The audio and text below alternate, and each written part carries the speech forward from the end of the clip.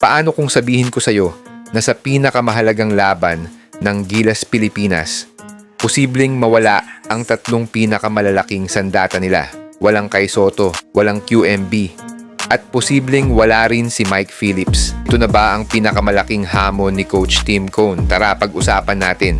At kung gusto mo ng mga balita, analysis at updates tungkol sa basketball, huwag kalimutang i-like ang video, mag-subscribe sa channel at i-click ang notification bell. Ngayong buwan, haharap ang Gilas Pilipinas sa isa sa pinakamahalagang yugto ng FIBA World Cup qualifiers.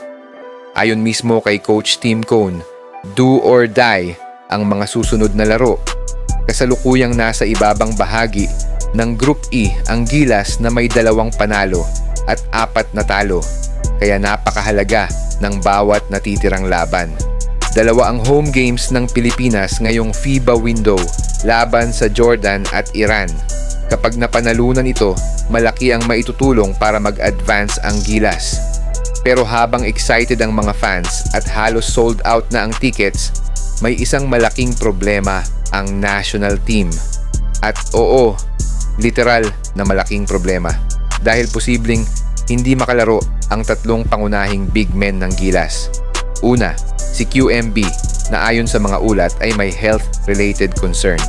Pangalawa, si Kai Sotto na patuloy umanong inuuna ang kanyang professional career at pagbabalik matapos ang kanyang ACL injury. At pangatlo, si Mike Phillips na posibleng hindi rin available dahil sa personal na dahilan. Kapag nangyari ito, halos sina AJ Edu at Junmar Fajardo na lang ang natitirang tunay na centers ng Gilas. Posible namang tawagin sina Justin Baltasar, Carl Tamayo at Troy Rosario para palakasin ang frontcourt. Pero kahit ganoon, mas maliit pa rin ang magiging lineup kumpara sa Jordan at Iran. At iyon ang malaking problema.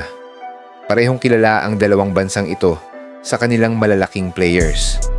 May mga 7-footer sila at maraming matatangkad na ginagamit sa ilalim ng basket.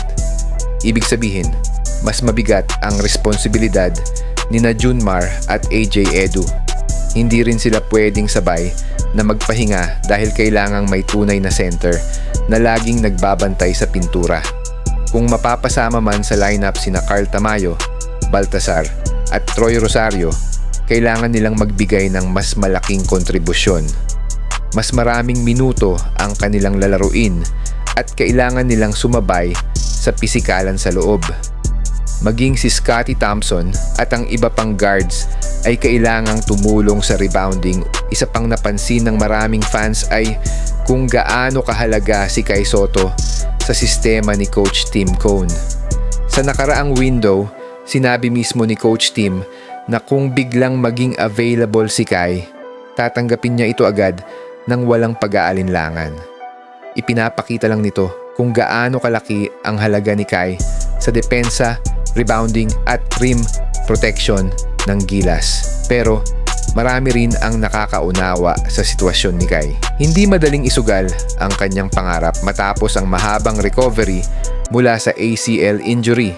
Habang ang ibang NBA players ay naabot na ang kanilang pangarap, si Kai ay patuloy pa ring lumalaban para makapasok sa pinakamataas na antas ng basketball.